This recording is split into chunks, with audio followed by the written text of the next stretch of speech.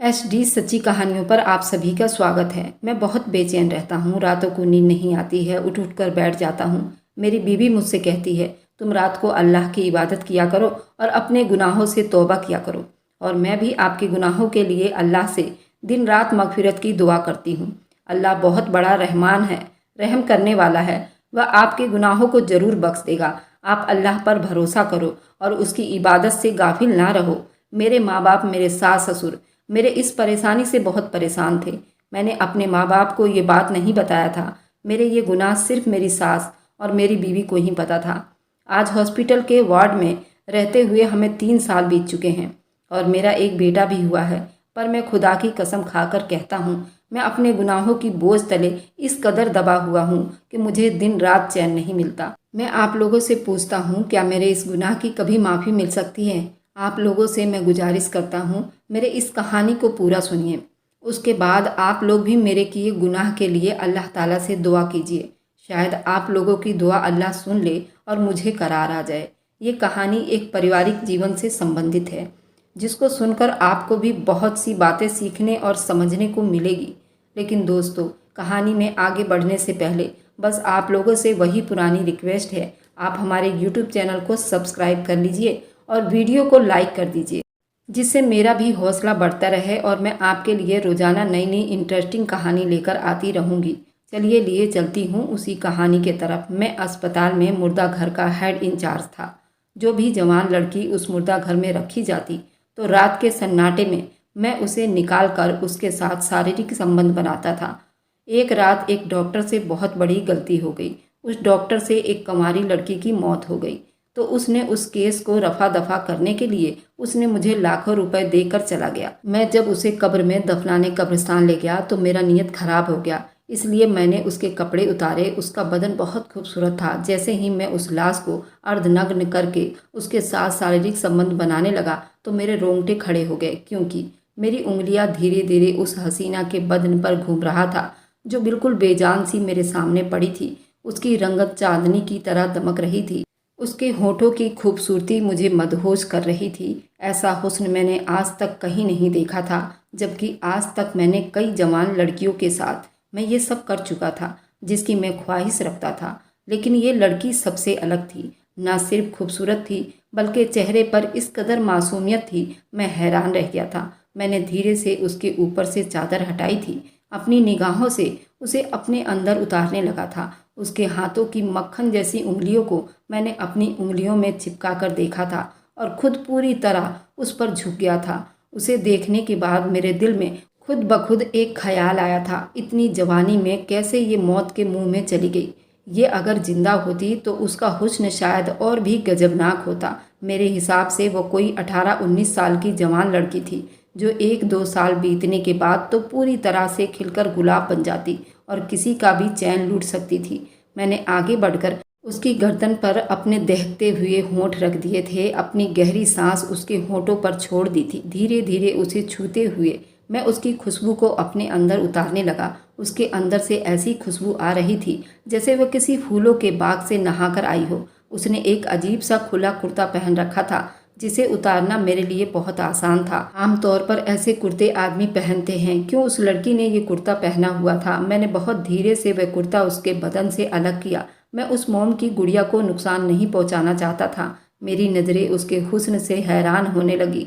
मेरे बदन से गर्म पसीने छूटने लगे और मैं पिछले कई रातों से तन्हाई का अजाब झेल रहा था। और जो आज की रात ये तन्हाई ख़त्म होने को थी, वो मेरी चारपाई पर इस तरह पड़ी हुई थी कि मेरे लिए कोई जगह बाकी न थी।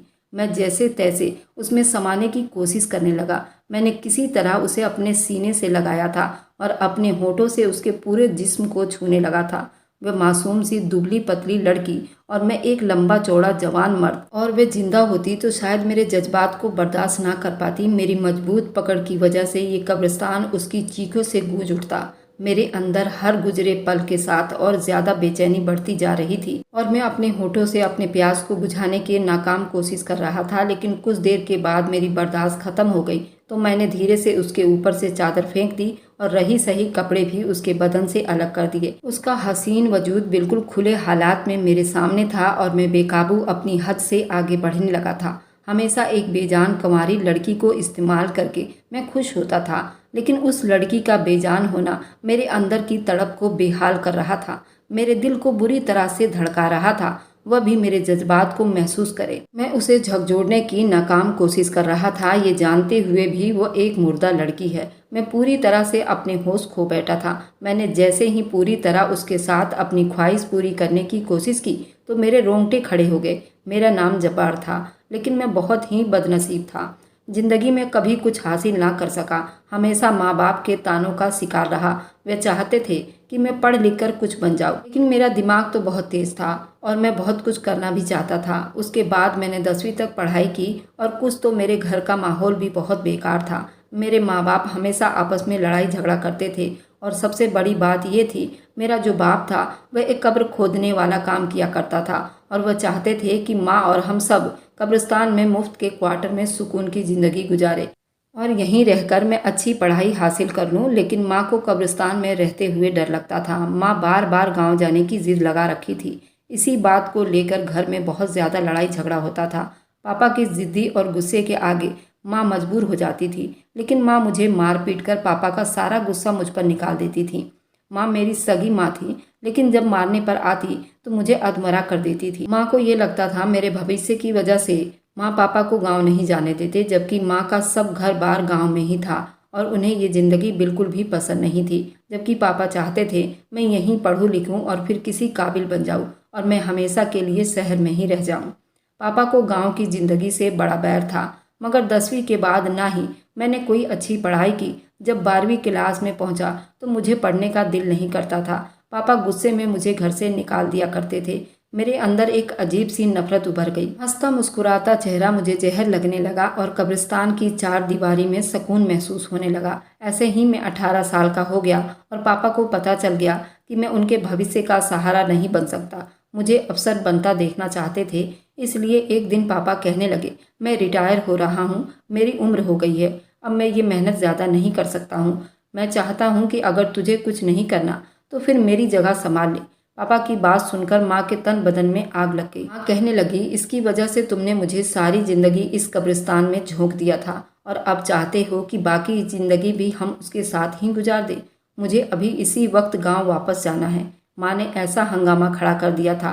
पापा ने अपनी जिम्मेदारियां मुझे सौंप दी और खुद माँ को लेकर गांव चले गए। मैं बचपन से कब्र खुदाई का काम देखता था, इसलिए मेरे लिए ये मुश्किल काम तो नहीं था। मैंने आसानी से पापा का काम संभाल लिया। मुझे इस काम में ज़्यादा पैसे नहीं मिल रहे थे और मुझे पैसों की भी ज़्यादा ज़रूरत थी। मेरे माँ बाप नहीं चाहते थे कि मैं इस कब्रिस्तान में रहूं, इसलिए मैंने अपने पापा के एक जानकार से बात की। उन्होंने कहा, तुम एक बहादुर नौजवान लड़के हो और तुमने 12वीं तक पढ़ाई की है, तो तुम्हें हॉस्पिटल के मुर्दा घर में नौकरी लगवा देता हूँ। मैं जब ये बात अपने माँ बाप को बताई तो वह भी बहुत खुश हुए।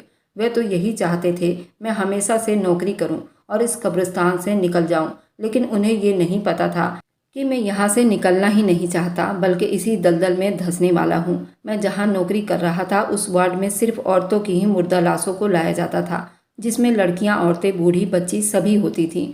शुरू में तो सब कुछ ठीक था, फिर धीरे धीरे मैं जवान लड़कियों की लाशों को उतारते हुए मेरे दिल के जज्बात बदलने लगे।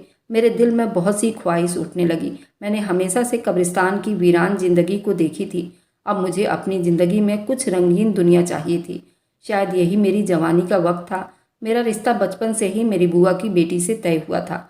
जब मैं पूरा जवानी में चूर होने लगा तो मैंने माँ से अपनी शादी की बात की और कहा कि बुआ से बात करें, तो पता चला कि मेरी बुआ ने अपनी बेटी का कहीं और रिश्ता तय कर दिया है, क्योंकि उन्हें एक कब्र खोदने वाले से अपनी बेटी की शादी नहीं करनी थी। उन्होंने तो ये सोचकर रिश्ता तय किया था मैं शहर से पढ़ लिख कर कुछ बन जाऊंगा और उनकी बेटी का भविष्य संवर जाएगा। जबकि हमने बुआ को बता दिया था मेरी नौकरी भी लग गई है, लेकिन बुआ को मेरी नौकरी से भी परेशानी थी। उन्होंने कहा कि ये काम ही मुझे पसंद नहीं है जो तुम करते हो। कब्रिस्तान में भी वही मुर्दे की कब्र को खुदाई करते हो और मुर्दा घर में भी मुर्दों की देख रेख करते हो, तो इन दोनों कामों में फ़र्क क्या है। इसी बात पर मेरा रिश्ता भी खत्म हो गया था और साथ ही मेरी माँ भी मुझसे नाराज़ हो गई थी। रुबीना का रिश्ता किसी और से हो गया था। ये सुनकर मेरे तन बदन में आग लग गई थी। मैंने बहुत मुश्किल से कुछ दिन की छुट्टियाँ ली और गांव पहुंच गया। बुआ ने तो सीधे मुंह बात तक नहीं की थी, मगर उसने छुपकर रुबीना मुझसे मिलने आई थी। वह भी मुझे पसंद करती थी, लेकिन अपनी माँ के आगे हार गई थी। मैं ज़बरदस्ती उससे शादी करना चाहता था, लेकिन वह न मानी।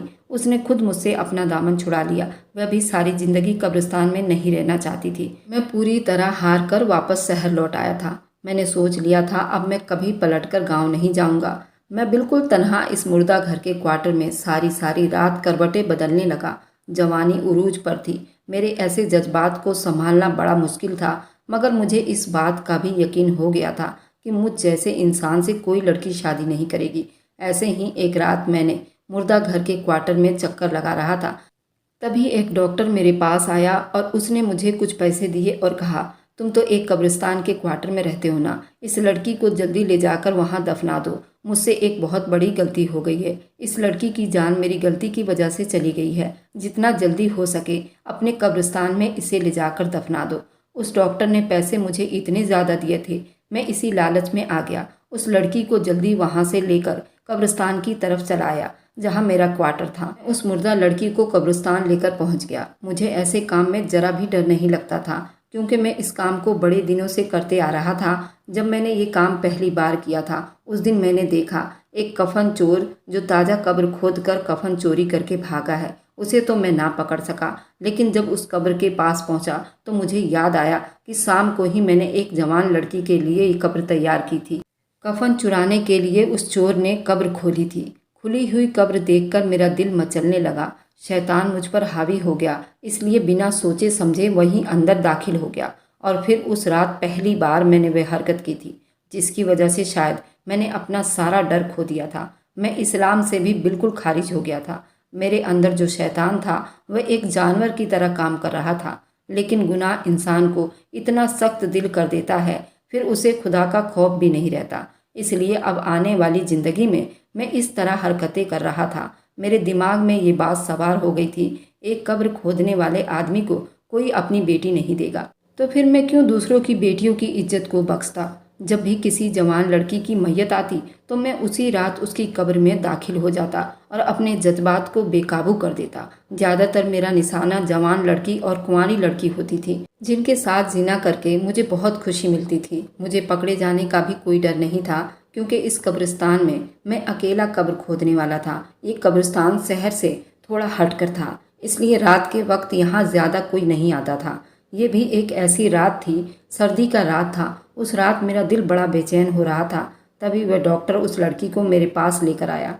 रात का कोई 2 बजे का टाइम था। मैं मुर्दा घर में बैठे करवटें बदल रहा था। सर्दी की रातों में तन्हा चारपाई पर लेटना मुझे कांटों जैसा मालूम होता था। पिछले 1-2 महीने से किसी जवान लड़की की मैयत नहीं आई थी, और यही वजह थी नींद मेरी आंखों से उड़ गई थी। मेरे अंदर की आग मेरे सांसों को भारी कर रही थी। जब जिना का चस्का लग जाए तो फिर उसके बगैर रहना मुमकिन नहीं होता है, और मुझे भी ये चस्का लग गया था। मुझे इस बात पर बहुत ज़्यादा तकलीफ हो रही थी, किसी जवान लड़की का जनाजा क्यों नहीं आ रहा।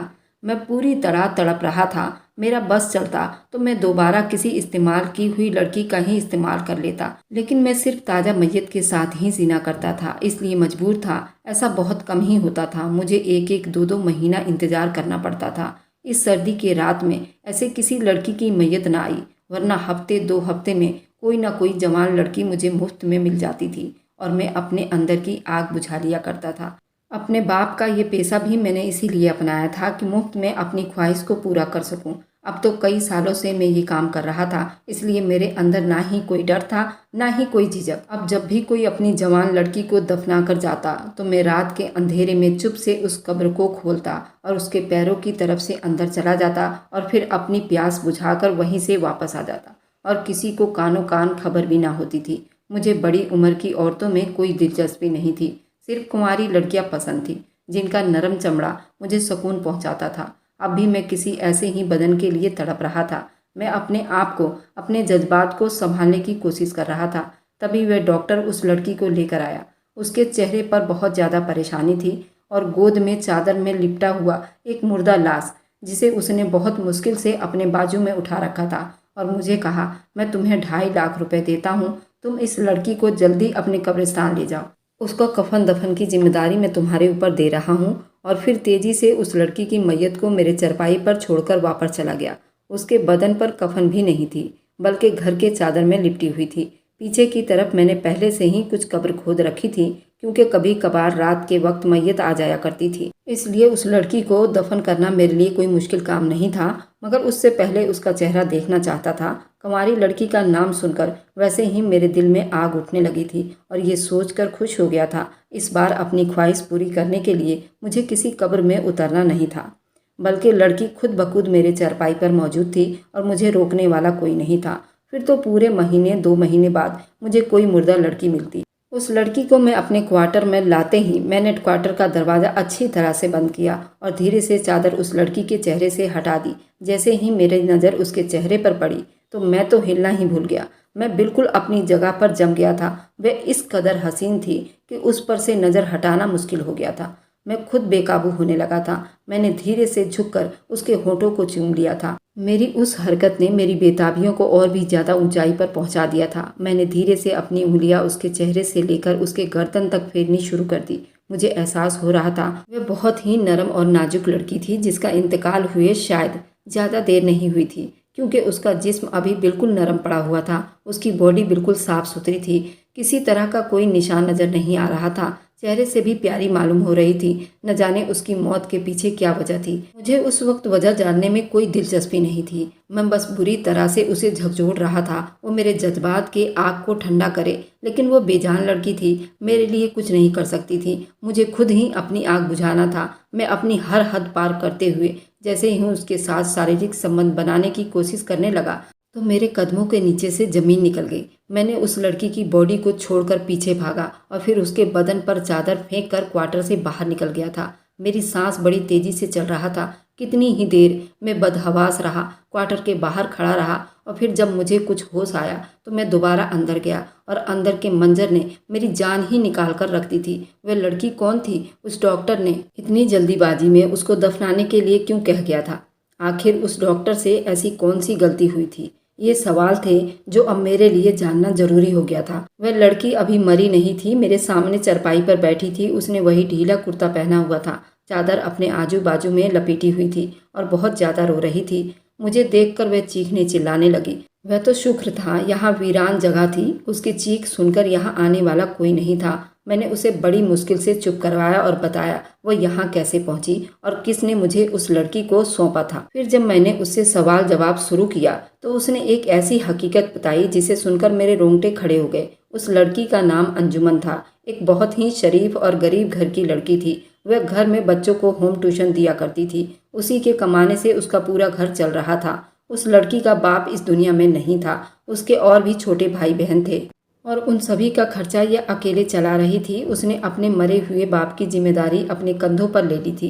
वह एक डॉक्टर के घर में उनके छोटे बच्चों को पढ़ाने जाती थी और वे कई घरों में भी पढ़ाने जाया करती थी। लेकिन उस डॉक्टर की नज़र उस लड़की पर ख़राब हो गई थी।